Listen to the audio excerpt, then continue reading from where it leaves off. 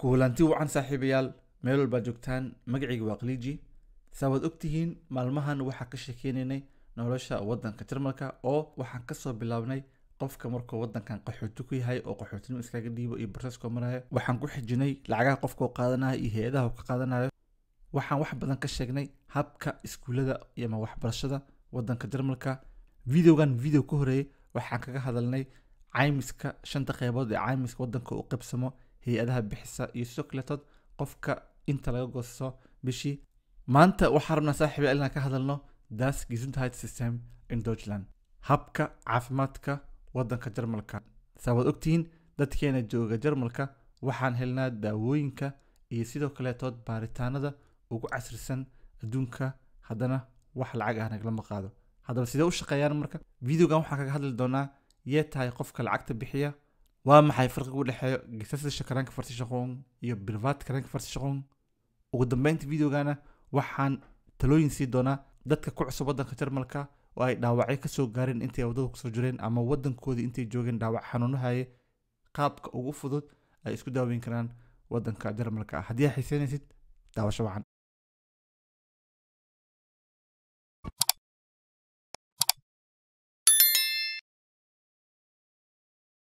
qaybta ugu horeysa waxaa ka bilaabaynaa saaxiibayaal geesaslisha kaafa waxaa loo soo gaabshay karanka farsiishaqoon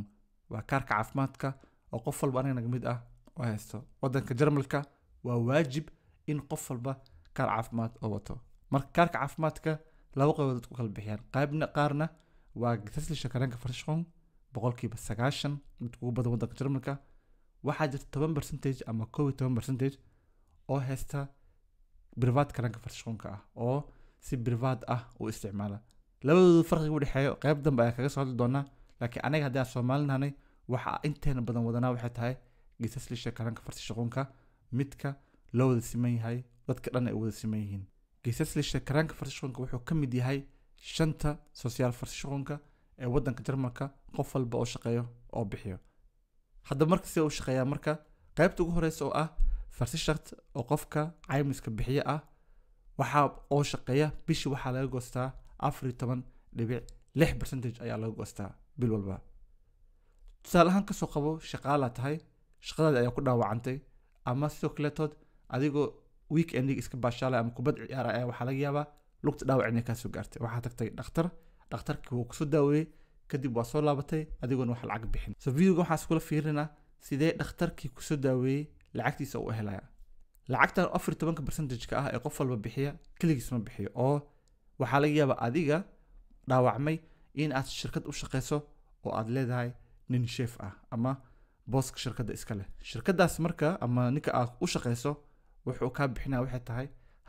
half kale kalena waxaa laga jaranayaa mushaarkaaga aso 14 iyo 6% ka ah 7.3% waxaa laga goynayaa mushaarka adiga xaq u leedahay 7.3% na waxaa sheefka ayaa jeebkiisa ka bixinaya oo isku daraya labadooda markii labadooda isku daro ayaa adiga waxay isku qanaqanaysaa waxay tahay 14.6% ka waana mid ku hirgelinaysa in aad isbitaal inta aadid aad isku daaweyn karto adigoosan waxba lacag aadan bixin 14.6% ka ah oo adiga laga goosto ama qofka shaqeeya laga goosto kaliya laguma daaweeyo dadka shaqeeya sidoo kale waxaa lagu daaweeyaa waxay tahay duqooshinka ka duqoobay shaqada oo 67 sano ka badan gaaray iyo sidoo kale caruurta yararka ee ku nool wadanka Jarmalka waxaa sidoo kale laga bixiyaa lacagtaas waxaa sidoo kale lacagta lagu daaweeyaa qofka shaqo la'aanta ah oo lacagta dhan waxaa bixinaa waxay tahay qofka shaqeeya barnaamijkaas waxaa la dhahaa oo duqooshinka iyo caruurta laga bixinaya kaarka caafimaadka Solidaritätsprinzip oo ah dadka shaqeeya ayaa bixinaya lacagtan kaarka caafimaadka ah si dadka dhan wadanka jooga loogu wada daaweeyo oo ah Solidaritätsprinzip adiga shaqeynaya qofka aanan shaqeey haysanin ama qofka duqa ah ayaa waxa ka bixinaysa kaarkiisa caafimaadka adiga hadii bari kama shaqada aweyso nin kale oo shaqeeya ayaa ka bixinaya kaarka caafimaadka marka barnaamijkaas oo dadka aanan shaqeynin ee kabayaan ku shaqeeya waxa la dhahaa Solidaritätsprinzip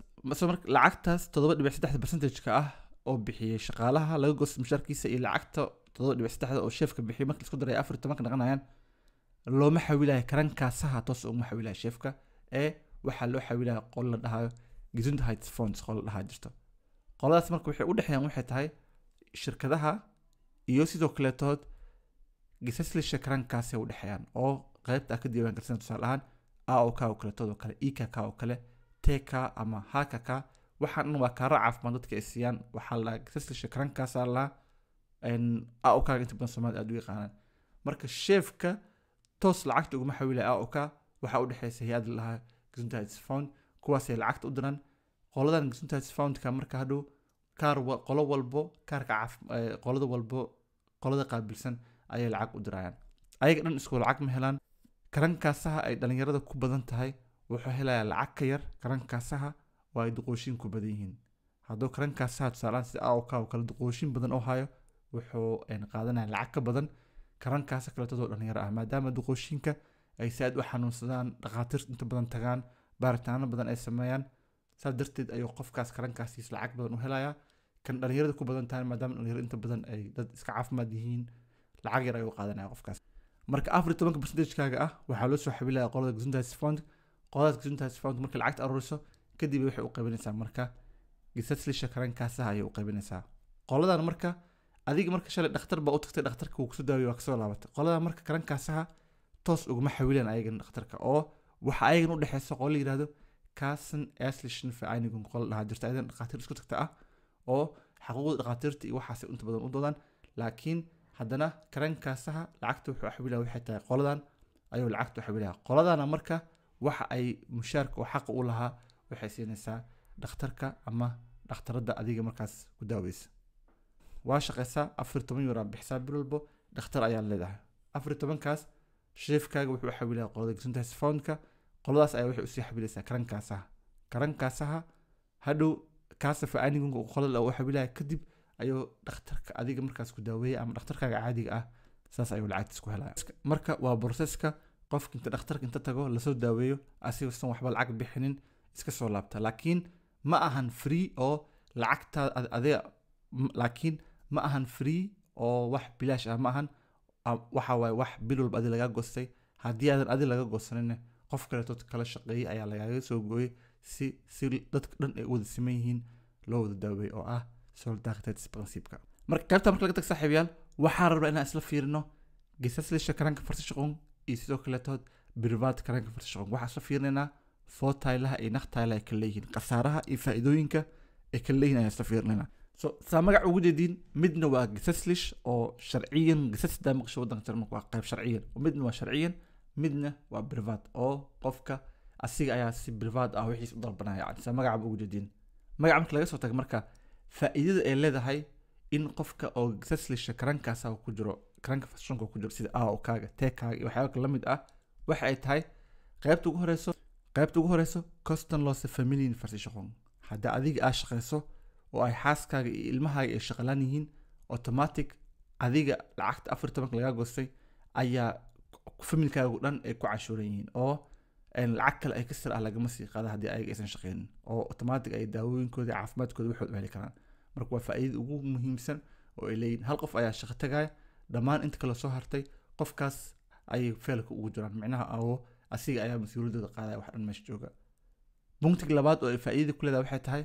Einkommensabhängig Beiträge yacni lacagta ku soo gasha kuma xirna inaad iska diiwaangelisid qoladan haddii lacag badan ku soo gasho lacag badan ayaa bixinaysaa oo ayaga siinaysaa haddii lacag yar ku soo gashana lacag yar ayaa bixinaysaa oo qof ku dhahay ma lahan lacagtaada way yar tahay ama lacagtaada way badan tahay waxyaabo kale lama xataa haddii aadan waxba lacag aadan qaadanin waa iska diiwaangeli kartaa oo hay-adaha markaas adigu ku qaabilsan ee lacagta ku siiya ayaa kaa bixinaya lacagtaada soo marka Einkommensabhängig Beitrag waxa waaye wax oo lacag xadidan oo ayaga la iskaga diiwaangeli kara ma jiro qof walba intuu mushaar ka qaato ayuu iskaga diiwaangeli laakiin dhibku waxa waaye haddii adiga mushaar badan aad qaadatid waxaa bixinaysaa lacag badan oo canshuurta ah kaarka caafimaadka ah haddii aad lacag yar qaadatidna waxaa bixinaysaa lacag yar iyo buntiga u dambeeya ayadan ah Einfache Kassenwechsel si fudud ayaa u bedelan kartaa AOK ka soo bedelinaysaa TKK ba u tagaysaa ama HKK ama Techniga u tagaysaa adiga ayaa dooq iskale oo wax ku xadidaya ma jiro ama ku dhahay okay ma bixi kartid waa joogaysaa iyo waxyaabo kale mid ah taas marka waxa waaye tan gesetzliche Krankenversicherung waaye sida AOK iyo waxyaabo kale mid ah marka faa'iidooyinka fiirna intaan way ka badan yihiin faa'iidooyin kaliya punktida ugu muhiimsan baa ka soo qaatay bas qaybta koowaad oo faa'iidooyinka oo qofka private Krankenversicherung uu leeyahay waxay tahay yeyunga dystognostiga haddii cunugii dhalinyaro yahay lacag badan ayuu qaadanaa tusaale ahaan haddii ay dhalinyaro tahay da'da 20 ilaa 30 sano jir oo aad lacag badan kusoo gasho waxaa faa'iido kugu jirto in aad private karanka farshonka aad ka diiwaan geliso maxaa yeelay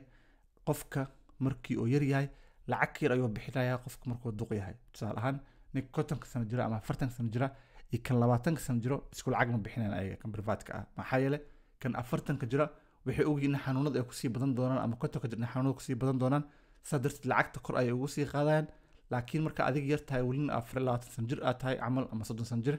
oo lacag badan ay ku soo gasho lacag yar ay ka qaadayaan maadaama xanuunadaadi waxa aysan badanin حتى سو كل قفك حنونسن إن قفك عافمات قبل إسكول عكا مقدان هدي حنونه هورو كوسو جارن أيجا سيدا أوبريشن بدنا صومرتاي إن فوق كان هستيد إن وحكولين أوكي ويكودي كران أيجا وكودي كران أوكي كم قادرينه أما أو قادرينه لكن هدي عافمات قبتو نيرتاي لعك يريكا قادان سيدا قفك حنونسن أما قفك دقة بونتي غلبات مهم كوتها برفات كران فشرق وحواي إشنا لغة تميم في جابه haddii krank private krank fashion aad tahay balanta dhakhtarka waxa ka heleysa si ugu dhaqsiyaha badan kan kaaga wata ama gasasha krank fashion ka ah balanta soo asigu helaa mid ka dhaqsi badan ay helaysa adiga oo kaliya maadaama waxa private tahay oo adiga asameysan private micnihiisu ma qofka markuu jeebkiisa lacag ka bixinayo oo dhakhtarka siinayo ma ahan krankaas kala jirta ayagana oo qoladan private dadka ah bis qaabisha jirta laakiin تريف أي حريسة وحالة أوكي العكس بصار بقى أنا وقسمه قفل سيرفس سيرفس كوكبدين هاي وكل عقب بدين معناها أيجا أو واحد زين مجرى مرك إيش نلقى تمين في جابوا له هدية مرك بريفات هذه بلنت هذا خرا لقى السنة أو واحد لو أتكي هاي مجرى فأي كل تدور ليه وحتى هاي فوتها الإمكان كعوز هدية استلك أجوكتو الوسيحيو كل سالهان أو بريفات كرنك فرشون هاي وحاول يكرتها شيف وين استلك inuu idaaweeyo rabaa dhigarta adiga dooq iskale chef ugu weyn anta ku imaado maalin walba oo controlaya maadaama waxa private tahay adiga dooq iskale sidoo kale waxa dhigi kartaa qol kaliya inaad jiftaa rabaa dhigi kartaa ama in laba qofood in qolku si xaraan dhigi kartaa laakiin meesha oo gisashka oo yahay standardka lagu siinaa mar walba mid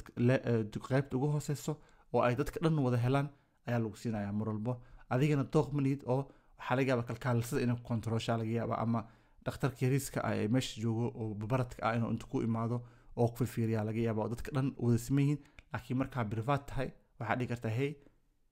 aniga kalsoon waxaas ma soo gal karaan dhakhtarka ugu weyn isbitaalka haysta ayaa raba inuu maal walba control dhakhtarkaas inta ku imaado buu ku fiirinaya waxa way service-kaada ku jirta in oo ku qaabilo ku qasbaya soo marka waa faa'iidooyinka ay leeyihiin marka gasashka karanka farshaqoonka sida kaaga iyo waxyaabo kala mid ah iyo private karanka farshaqoonka qofka markuu si private isku diiwaan geliyo waxaa jirta marka qasaarooyin jirta marka ay leeyihiin labadoodaba qasaaraha uu leeyahay gasashka karanka farshaqoonka sida kaaga oo kale waxa kamid ah macnaha behandlung erfolgt nur durch Kassen oder Vertragsärzte yani in lagu daaweeyo waxa waaye kaliya waxa lagu sameyn karaa macnaha dhakhtarka iyo kaasaha inay heshiis wada saxiixdaan operationnada qaar oo kale ma lagu sameyn karo haddii oosan karankaasaha oosan ogolaansho soo bixin tusaale ahaan wuxuu ku leeyahay okay hadda kuma daaweyn karna aniga warqad waxaan ka sugaynaa karankaasaha jawaab ka sugaynaa iyo waxyaabo kale mid ah Punkt labaad waxay tahay bei stationäre Behandlung nur Anspruch auf Regelleistung leistunka oo normaal qof walba helayo service-ka qof walba helayo meesha saxana qof walba sida ayaa maraysa oo wax ka duwan qofka ma lagu sameeyo macnaha qasaaraha kale leeyahay waxa kamid ah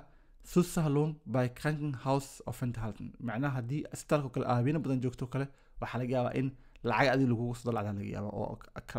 ka baxsan oo lagu dhaho 10 euro camal habeen walba inta jifto lagu xisaabiyo isla markaana laga qaado hadii aad isbitaalka muddo habeen badan jifto waxa lagu leeyahay okay habeenaas iska bixisaa qasaaraha kale leeyahay waxa kamid ah höher Zuzahlung bei Zahnersatz hadii aad iska bixiso kale tusaale ahaan oo aad karanka fashion ku jirtid lacagta ugu badan adiga iska bixinaysid oo ama aad iska bedesho kale ayaga baas galdi ka bixinayaan inta kale oo in ka badan ah waxa waa in adiga jeebkaaga ka bixisaa qasaaraha uu leeyahay private karanka fashion kana waxa kamid ah asigana höher Einkommens erforderlich yani waxa waa in lacag badan ku soo gashaa lacagta waxa lagu qiyaasay 6,000 ka badan inay ku soo gasho bil walba markii qof walba 6,000 soo gasho kadib ayaa samey kartaa privat krankenversicherung iska diiwaan geli kartaa khasaaraha kaloo leeyahay waxay tahay marka höher Beiträge beim Einstieg im Alter mar walba aad sii weynaatabo haddee 5 sano kugu darsanto 2 sano kugu darsanto lacagtii aad sanadka hore bixisay ma bixinayso oo way kasii badanaysaa iyo khasaaraha ugu hooseyso ama midka ugu weyn kein Familienversicherung möglich haddii adiga privat krankenversicherung ku jirtid waxaaskaaga iyo ilmahaaga sidoo kaleetood waa in ayagana ay qof walba oo helaa fartaraag oo krankenversicherung ah krankenversicherung qof keligiis ayaa geli kara laakiin aukaaga wuxuu ahaa haddii adiga aa shaqeyso ilmahaaga iyo xaaskaaga dhan adiga ayay kugu xiran yihiin laakiin inta qof walba goonidiis ayuu istaagaya aabaha gooni ayuu farsaag u sameynaya hooyada ilmahana gooni ayuu u sameynaya intaas marka waxaa farqi u kala dhexeeyo gesetzliche iyo privat krankenversicherung ah gesetzliche waxaa waaye AOK kan kalena waxaa waaye privat krankenversicherung oo hay-ad u qaabilsan ayagana jiro kaasooyin u qaabilsan oo dadka privatka bis ah qaabilo ayaa jiro ayagana waxaa rabaa marka qaybta ugu dambeyso saaxiibayaal in aan talooyin sida aad isku daaweyn kartid waddanka Jarmalka aan ku siiyo haddii adiga aad systemka fahansan tahay alxamdulilah waaye laakiin haddii aad ku cusubtaa meeshaan qalaadka ugu badan ee Soomaalida badan sameeyaan waxay tahay waxaa laga yaabaa in dhaawacyo soo gaaraan ama xanuuno ay soo gaaraan inta ay wadada kusoo jiraan ama qaarna waxaa laga yaabaa in wadankii muddo badan ay xanuuno ku hayeen isla markaana ay rabaan waddanka Jarmalka inay isku daaweeyaan marka qaladku wuxuu yahay markay waddanka saan usoo galaan oo ay kaamka iska dhiibaan bay waxay bilaabaan cuduradii hayay inay kaamka u sheegaan oo muddooyinka marka dhakhtarka kaamka jooga su-aasha ugu horeysa weydiida waxay tahay xanuunkan imisoo ku haya soo marka dhakhtarka kaamka jooga uma joogo xanuuno hore noo daaweeye wuxuu u joogaa waxay tahay notified case buu joogaa iyo emergency-ga wax hadda dhow dhacay inuu qofka daaweeyo yacni emergency wax ka mid ah adoo xal iska jiiftino madax kusoo xanuuno hal mar adoo iska socdo inaad suuxdo cunugaaga inuu xanuun kusoo xumad iyo wax oo dareemo waxyaabahaas ayay dhakhtarka kaamka jooga u shaqeeyaan oo waxyaabaha noodka ah waxyaabaha dad hooyo uur leh oo kale dhal rabto kale in ay u service sameeyaan waxyaabahaas u shaqeeyaan laakiin aniga dhibkan waxay tahay Soomaalidana waa imaanaa freshenuga waxaa rabnaa isla markii in aan daawooyinkii oo maxaa xabadiin ugu soo dhacay lugtiina ka soo jabtay hadda kahor in aan isla markii maalintii laakiin qalad waayo oo inta badan way badiidaanbo waxay dhaan ma sameynayno qofka kaamkan muddo badan laguma sii jiro waa laga baxayaa oo kaam guriga qofka la geenaya ama meel kale ka duwan kadib qofka wuxuu helayaa wax lagu magacaabo gesundheidskaarte ama kaarka caafimaadka aniga Soomaalida u naqaano oo socialka markaas uu ka diiwaan gelisan yahay ay siinayaan kaarkaas markuu qofku helo xataa haddii kaarka uusan helin socialka dadka qaar waxay siiyaan warqado ayay siiyaan oo isla asiga oo la awood ah kaliya warqad inta badan qofka markuu sharci qaataa la siiyaa laakiin haddana qofka sharci qaadan waxaa jira warqada ee la bixiyo haddana qofka la awood ah in kaarka caafimaadka la awood ah soo marka